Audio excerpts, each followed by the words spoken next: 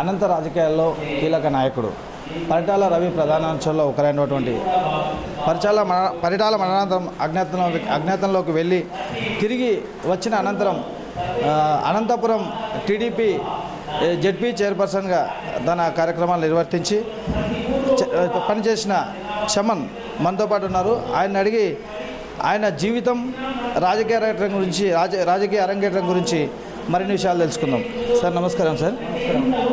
Sir మీ రాజకీయ ప్రస్థానం ఎలా మొదలైంది?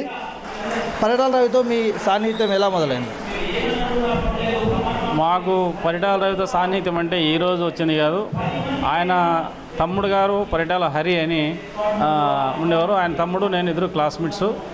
మేము 6th క్లాస్ నుంచి 10th క్లాస్ వరకు మంచి ఫ్రెండ్స్. ఇది మాకు పక్క ఊరే 4 కిలోమీటర్లో మా ఊరు 4 కిలోమీటర్లు అంటే ఆనుకొని ఉన్నటువంటి ఊర్లు కాబట్టి బాల్యం నుంచినే అతనితో రావడం. ఆయన మధ్యలో 20 సంవత్సరాలకే ఆయన దురదృష్టవశాత్తు ఆయన చనిపోవడం. ఆ తర్వాత అన్న రవీంద్ర గారితో నాకు స్నేహ సంబంధం అలాగే కొనసాగడం. అప్పటి నుంచి ఇప్పటివరకు ఆ కుటుంబంతో నేను ఒక కుటుంబంలో మెంబర్గానే ఉన్నాను. అన్ని విషయాల్లో కూడా చిన్న పెద్ద అనేది లేకుండా ఏ సమస్య వచ్చినా కలిసి కూర్చొని చేసుకుంటాం. మధ్యలో కాంగ్రెస్ ప్రభుత్వం అధికారంలోకి వచ్చిన తర్వాత అనుకోని దురదృష్ట సంఘటన వల్ల మాకు రక్షణ లేకపోవడంతో నన్ను ఆయనే అన్నగారే బలవంతంగా బయటికి పంపించడం. నేను పోయిన తర్వాత 3 నెలలకు అన్నగారిని మట్టబెట్టడం ఇవన్నీ జరిగాయి. దానికి కాలక్రమేణా ఇంకా ఆయన చనిపోయిన తర్వాత నేను 10 సంవత్సరాలు అజ్ఞాతంలోనే ఉండాల్సి వచ్చింది. ఆ తర్వాత డీజీపీ దినేష్ రెడ్డి గారి వచ్చిన తర్వాత ఆయన నేతృత్వంలో నేను సరెండర్ కావడం. మరి బయటకు వచ్చిన తర్వాత గౌరవ ముఖ్యమంత్రి చంద్రబాబు నాయుడు గారి నేతృత్వంలోనే మేము పనిచేయడం. మరి నేను అనంతపురం జిల్లా పరిషత్ చైర్మన్గా ఎన్నిక కావడం. ఆ ఎన్నికైన తర్వాత ఈ 3.5 సంవత్సరంలోనే మొత్తం భారతదేశంలో ఉత్తమ జిల్లా పరిషత్ చైర్మన్గా అవార్డు తీసుకోవడం ఇవన్నీ కూడా నాకు చాలా గర్వకారణంగా ఉన్నాయి. చాలా ఆనందంగా ఉంది. 1994లో పరిటాల రవీంద్ర గారు మొదటిసారి ఎమ్మెల్యేగా అయినప్పుడే మా రామగిరి మండలానికి ఎంపీపీగా లేడీస్ కావడం, నా భార్య ఎంపీపీ కావడం, ఆ బాధ్యతలు కూడా నేనే నిర్వర్తించడం. అప్పటి నుంచి మాకు ప్రత్యక్ష రాజకీయాల్లో 1994లో మొదలైంది. అప్పటి నుంచి ఇప్పటిదాకా అదే రాజకీయాలను కొనసాగుతున్నాను. మీరు రాజకీయాలకు రాకముందు నక్సలైట్ అనే ఒక పేరు మీకు ప్రచారంలో ఉంది. నక్సలైట్ ఆయన అని చెప్పేసి ఒక పేరు ఉంది. అయితే మీరు నిజంగా నక్సలైట్లో పనిచేశారా లేదంటే వారికి సానుభూతి పర్లా? మేము నక్సలైట్లో ఫుల్ టైమర్గా మేము పని చేయలేదు. కానీ మా ఏరియాలో ఒకప్పుడు కామ్రేడ్ పరిటాల శ్రీరాములు గారు అంటే అన్న రవీంద్ర గారికి పరిటాల కామ్రేడ్ హరికి తండ్రిగా ఉండడం, ఆయన నేతృత్వంలో మేము చిన్నవాళ్ళము. ఆ రోజు ఉన్నటువంటి ఆ జన్నాట్య మండలి పాటలకి ఆకర్షితులై తర్వాత హరి గారితో ఉన్నటువంటి మా స్నేహ సంబంధాల వల్ల మేము ఆ పార్టీ అంటే అభిమానించే వాళ్ళం. ఆ పార్టీ వాళ్ళు వచ్చి అన్నం పెట్టడం కానీ, వాళ్ళు ఎంబడి తిరగడం కానీ, వాళ్ళ బైకుల్లో డ్రాప్ చేయడం కానీ, ఇట్లా ఒక సానుభూతి పరులుగా మేము పనిచేసాము. ఆ పార్టీలో మెంబర్లు అనే విధంగా పనిచేసాం కాబట్టి మాకు ఆ ముద్ర వచ్చింది తప్ప మేము ఫుల్ టైమర్గా ఎప్పుడూ పనిచేయలేదండి. అంటే మీరు రాజకీయాల్లోకి రాకముందు కొన్ని సంవత్సరాలుగా అజ్ఞాతంలోకి వెళ్ళారు. దానికి కారణము ఫ్యాక్షనిజమా లేకపోతే రాజకీయ ఒత్తిడి కారణమా నక్సలిజం కారణమా? నక్సలిజం దానికి సంబంధం లేదు. నక్సలిజం నుంచి మేము వచ్చి 1994లో నుంచినే మేము ప్రత్యక్ష రాజకీయాలు తెలుగుదేశం పార్టీ రాజకీయాల్లో పనిచేస్తున్నాం. కాకపోతే వర్గ భేదాల వల్ల అక్కడ ఉన్నటువంటి ఫ్రాక్షన్ రాజకీయాలనండి, వర్గ రాజకీయాలు అనుకోండి, దానికి ఉన్నటువంటి సంబంధాలతో అనేక హత్యలు జరిగాయి మనకు. ఆ క్రమంలో దాంట్లో మా ప్రభుత్వం పోయిన తర్వాత మమ్మల్ని కూడా టార్గెట్ చేసి పరిటాల రవి గారిని, నన్ను, పోతుల సురేష్ని చేయాలనేటువంటి ఆలోచన మా ప్రత్యర్థులకు రావడం వల్ల సేఫ్టీ కోసం మేము మా రక్షణ కోసం బయటకు పోవాల్సి వచ్చిందండి. సుదీర్ఘ అజ్ఞాతం తర్వాత రాజకీయాల్లోకి తిరిగి రావడానికి మీ వెనుక ఎవరి హస్తం ఉందనుకోవచ్చు? మాకు ఎవరు వస్తామని కాదు, గౌరవ ముఖ్యమంత్రి గారు ఇప్పుడు చంద్రబాబు నాయుడు గారు ఈరోజు మేము పెద్ద ఆయన రామారావు తర్వాత మేము ఆయనే మా నాయకుడిగా మేము అనుకున్నాం. అప్పటి నుంచి ఇప్పటి వరకు గౌరవ ముఖ్యమంత్రి గారి ఆశీస్సులతోనే ఆయన సలహాల మేరకే నేను రాజకీయాల్లో ఉన్నాను. సరే, ఇంకోటి మీరు నక్సలిజం సానుభూతి పరులుగా ఉన్నారంటారు. అయితే నక్సల్ సానుభూతి పరులుగా ఉన్నప్పుడు మీరు ఎంత లాభపడ్డారు? దానివల్ల నష్టపడ్డారా లేదంటే ఏమైనా లాభపడ్డారా?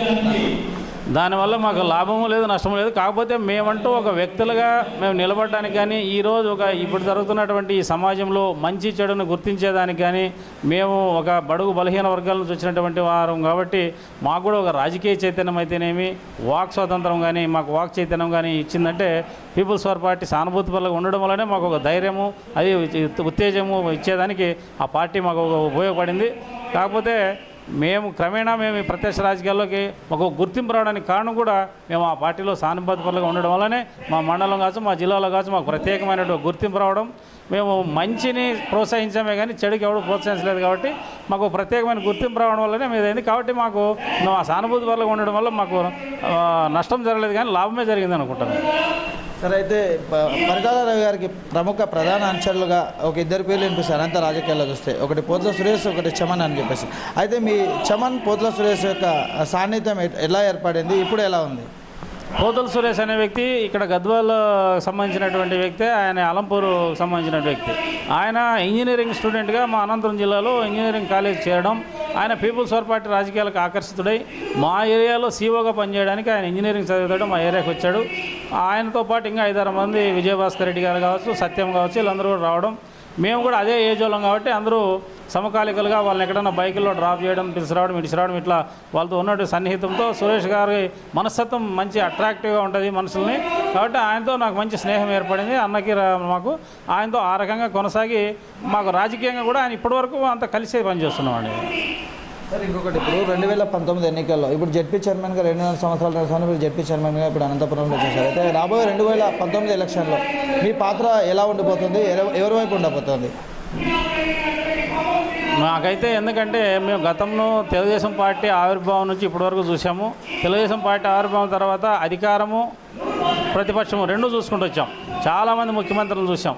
తర్వాత రామారావు తర్వాత మళ్ళీ విజయభాస్కర్ రెడ్డి అవడం, మరి చెన్నారెడ్డి అవడం, అంటే తర్వాత వీళ్ళందరూ పోయిన తర్వాత నేదర్మల్లి జనార్దన్ రెడ్డి అవడం, ఇట్లా పార్టీ పడతా లేస్తూ వస్తుంది. అప్పటి నుంచి ఇప్పటి వరకు దాదాపు రాజశేఖర రెడ్డి వరకు చూసాం. కానీ చంద్రబాబు నాయుడు గారిని గతంలో 9 ఏళ్ళు చూసాం. కానీ గతంలో 35 సంవత్సరాల నుంచి ఎప్పుడూ లేని విధంగా విడిపోయిన రాష్ట్రం, అరకొర నిధులు, ఈరోజు 1,16,000 కోట్లు లో బడ్జెట్తో ఉన్నటువంటి రాష్ట్రం. అయినా కానీ ఈ 4 సంవత్సరాల్లో జరిగినటువంటి అభివృద్ధి కానీ, ఈ 4 సంవత్సరాల్లో ఆయన ఇచ్చినటువంటి సంక్షేమ పథకాలు కానీ బ్రహ్మాండమైన పథకాలు. కాబట్టి తెలుగుదేశం పార్టీకి ఎదురు లేకోకుండా ఉంటుంది. తప్పకుండా తెలుగుదేశం పార్టీ అధికారంలోకి వస్తానే నమ్మకం మాకుంది. ఎందుకంటే ఆయన నిస్వార్థంగా రోజు 18 గంటలు కష్టపడి పనిచేస్తున్నాడు.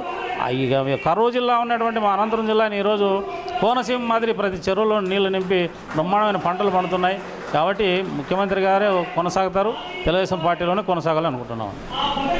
సరే, అయితే ఇప్పుడు ఇక్కడ ఒక ఉద్యమం అనేది నడుస్తుంది ఆంధ్రప్రదేశ్లో, ప్రత్యేక హోదా అని చెప్పేసి ఒక ఉద్యమం నడుస్తుంది. కాకపోతే అదే ఉద్యమానికి అనుగుణంగా చంద్రబాబు నాయుడు గారు ధర్మదీక్ష అనేది ఒకటి ఏర్పాటు చేసి ధర్మదీక్ష ద్వారా అందరూ నిరాదీక్షలు చేస్తూ ఉన్నారు ఇప్పుడైతే ఆంధ్రప్రదేశ్లో చూసుకుంటే.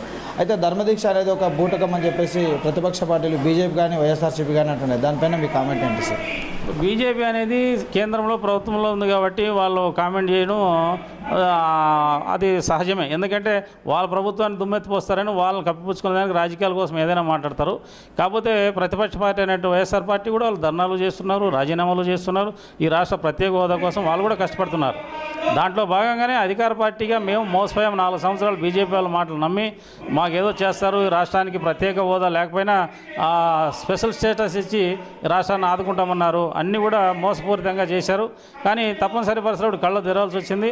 ప్రత్యేక హోదా కోసం మేము తెలుగుదేశం పార్టీ కార్యకర్తలు అందరూ కూడా సైనికులుగా పోరాడాలని గౌరవ ముఖ్యమంత్రి పిలుపు మేరకు ధర్మదీక్ష పోరాటాలు చేస్తున్నారు. ఒక ప్రక్కన ఇంకా ఈ సంవత్సరం కాలంలో ఇంకా అనేకమైనటువంటి ప్రోగ్రాములు కూడా చేసి మనం ప్రత్యేక హోదా సాధించుకునే దానికోసం పనిచేస్తామండి. సరే, ఇప్పుడు చివరిగా పవన్ కళ్యాణ్ గారు రీసెంట్గా చూసుకుంటే మీడియా పైన పవన్ కళ్యాణ్ అనుచరులు దాడి చేశారు. జనసేన అనే పార్టీని స్థాపించిన పవన్ కళ్యాణ్ అయితే మీడియా పైన దాడి చేశారు. దాన్ని మీరు ఏ విధంగా సమర్థిస్తారు? ఇది ఒక పవన్ కళ్యాణ్ కానీ ఎవరైనా ఎంత స్థాయి వాళ్ళైనా కానీ మన ప్రజాస్వామ్యంలో పాత్రికేయులకు ఒక హక్కు అనేది ఉంది. వారి దాన్ని మనం ఎవరు కూడా నిర్వీర్యం చేసేదానికి ఎవరికి రైట్ లేదు. మనకు అంటే పత్రికా రంగాన్ని కూడా హరించే విధంగా పోతే రాజకీయ నాయకులు ఎలా అవుతారు? ఆయన ఒక పార్టీని పెట్టుకున్నాడు, ఈ రాష్ట్రానికి ఒక కాబోయే నాయకుడైనా. మరి అటువంటి వాడు పత్రికలను కానివ్వండి, ప్రింట్ మీడియా, ఎలక్ట్రానిక్ మీడియా కానీ ఏదన్నా కానీ మనం మీడియాని గౌరవించాలి. తప్పులు ఉంటే మన తప్పులను వాళ్ళు చూపించినాడు సరిదిద్దుకోవాలి తప్ప వాళ్ళ మీద మనం దుమారం చేయడం అనేది కరెక్ట్ కాదు. దాంట్లో ఏదైనా ఒక నీ మీద ఒక అపోహ వచ్చిందంటే దీంట్లో ఎంతవరకు కరెక్ట్ అనేది మనం దాన్ని సరి చేసుకోవాలి తప్ప ఇది పత్రికల మీద చేయడం చాలా అరాచకము, నీచమైన పద్ధతిగా నేను భావిస్తున్నాను అండి. సరే, ఇంకోటి రాబోయే 2019 ఎన్నికల్లో అనంతపురంలో మిమ్మల్ని ఎమ్మెల్యేగా చూసే అవకాశం ఉన్నదా అనంత ప్రజలకు? తప్పకుండా గౌరవ ముఖ్యమంత్రి గారికి మా మీద నమ్మకం ఉంది. నేను కూడా స్వచ్ఛంగా స్వామినే ఈ 3.5 సంవత్సరమే కాదు 35 ఏళ్ళుగా తెలుగుదేశం పార్టీలో పనిచేస్తూ వచ్చాం. కాబట్టి గౌరవ ముఖ్యమంత్రి గారు నాకు కమ్యూనిటీ పరంగా చూసుకున్నా కూడా నూర్బాష్ సోదరులో మేము ఇద్దరమే రాష్ట్ర వ్యాప్తంగా విజయవాడలో నాగుల మీరా గారు, అనంతంలో నేను ఉన్నాను. కాబట్టి మా ఇద్దరికి తప్పకుండా సీట్లు కేటాయిస్తాడనే నమ్మకం నాకుంది. ఖచ్చితంగా నెక్స్ట్ నేను ఎమ్మెల్యే అవుతానన్న అపారమైన విశ్వాసం కూడా ఉంది. సరే, ఇంకా చివరిగా ఆంధ్రప్రదేశ్లో ఉన్నటువంటి ప్రస్తుత రాజకీయ పరిస్థితి చూసుకుంటే రాబోయే ఎన్నికల్లో జగన్ పరిస్థితి ఎలా ఉండబోతుంది? జగన్ పరిస్థితి అయినా కానీ జగన్ ప్రతిపక్ష నాయకుడిగా ఉన్నాడు. ఆయన పోరాటం ఆయన చేసుకుంటున్నాడు. హ్యాపీగా సంతోషంగా ఎవరికైనా ఇది ప్రజాస్వామ్యంలో స్వేచ్ఛ ఉంది, చేసుకోవచ్చు. ప్రతిపక్ష నాయకుడిగా ఆయన పోరాటం ఆయన చేయాల్సిందే. మేము అధికార పార్టీగా మేము చేసిన తప్పు ఎప్పుడూ ఉంటే చూపించాల్సిందే. ప్రతిపక్షం అనేది బలంగా ఉన్నప్పుడే అధికార పార్టీకి కూడా ఒక భయం ఉంటుంది. భయభక్తితోనే రూలింగ్ కూడా చేసుకొని పోతుంది. ప్రజలు అంతిమంగా జగన్ కావాలనుకుంటే జగను, చంద్రబాబు నాయుడు అంటే చంద్రబాబు నాయుడు. మా అభివృద్ధి బాగుండి మేము బాగా పనులు చేస్తున్నామంటే మమ్మల్ని గౌరవిస్తారు. ఆయన చేస్తాడని నమ్మకం ఉంటే ఆయన గౌరవిస్తారు. ఎవరిచ్చినా ప్రజా తీర్పు కట్టుబడి ఉండాల్సిందిగా కోరుతున్నాను. సార్, మీరు ఏదైతే చూసుకుంటే ప్రజా నాయకుడు మీరు చూసుకుంటే ఇక్కడ దూదేకుల సంఘం ఉంది కదా, మీ దూదేకుల సంఘం కానీ బీసీ సాధికారత గురించి కానీ మీరు ఏ విషయాలు చెప్తారు మీకు సంఘంతో? ఇప్పటివరకు మేము రాష్ట్రం జాయింట్గా ఉంటే ఆంధ్రాలో వచ్చిన అవన్నీ కూడా ఇక్కడ రావాల్సింది. ఎందుకంటే దురదృష్టవశాత్తు మేము సొసైటీ ఫామ్ చేసే ఫెడరేషన్ ఇచ్చే టైంలోనే కరెక్ట్గా స్టేట్ విడిపోయిన తర్వాత మేము ప్రత్యేక ఆంధ్ర సపరేట్ అయిన తర్వాత అక్కడ దాదాపు ఫెడరేషన్ సాధించుకోగలిగాం. ఫెడరేషన్కి 40 కోట్లు గ్రాంట్ కూడా మొన్నే రిలీజ్ చేసుకోగలుగుతున్నాం. అదే అంతకన్నా రెట్టించి ఇంకా ఎక్కువ ఇక్కడ జనాభా ఉన్నారు. కాబట్టి తెలంగాణలో కూడా కావాలనే ఉద్దేశంతోనే ఈటెల రాజేందర్ గారు మంత్రితో కలవడం కానీ, తుమ్మల నాగేశ్వరరావు గారితో వీళ్ళంతా కలవడం జరిగింది. కేసీఆర్కి కూడా మా సందేశాన్ని పంపించాం. ఆయన కూడా సానుకూలంగానే స్పందించాడు. తప్పకుండా మేము 10 రోజుల్లోనే గౌరవ ముఖ్యమంత్రి గారు కేసీఆర్ గారిని కలిసి ఆంధ్రాలో ఏవైతే ఇచ్చారో అవన్నీ కూడా ఇక్కడ ఇంప్లిమెంటేషన్ చేయాలని కోరుతాం. ఇస్తారని నమ్మకం కూడా మాకు గట్టిగా ఉంది. Thank you sir. సరే, ఇది ప్రత్యేక చమన్ గారితో పరిటాల ప్రధాన అర్చకుడు చమన్ గారితో ప్రత్యేక ఇంటర్వ్యూ స్నేహ టీవీ. ఆయన చెప్తున్నది ఒకటే విషయం ఏంటంటే బీసీ సాధికారత కొరకు ప్రతి ఒక్కరు కూడా కృషి చేయాల్సిన అవసరం ఎంతైనా ఉందని అంటున్నారు. అదేవిధంగా రాబోయే ఎన్నికల్లో 2019 ఎన్నికల్లో చంద్రబాబు నాయుడు గారు ఆశీర్వదిస్తే నేను ఎమ్మెల్యేగా పోటీ చేయడానికి సిద్ధంగా ఉన్నానని చెప్పేసి ఆయన అంటున్నారు. బాలుతో రాఘవేంద్ర, స్నేహ టీవీ, మహబూబ్ నగర్.